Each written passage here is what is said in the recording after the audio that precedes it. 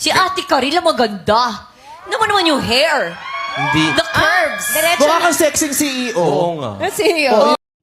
Maraming tagahanga ang naniniwala na si Karil ang pinakamaganda sa mga host ng It's Showtime. Bukod sa kanyang angking ganda, siya rin ay kilala sa kanyang talento, pagiging versatile at magandang personalidad. Akala umano ng marami ay si Ann Curtis na ang nangunguna sa magandang mukha sa noontime show. Halos lahat daw ng nakakapanood ng live ay iisa ang sinasabi after ng show. Mailang pang kinukumpara ito sa aparasyon ni Mama Mary. Si Karil ay may natural na kagandahan na hindi lamang sa panlabas kundi pati na rin sa kanyang aura. Ang kanyang pagiging magaan at approachable ay nakakaakit sa mga manonood. Bukod sa pagiging host, si Karil ay isang mahusay na mga awit, actress at theater performer.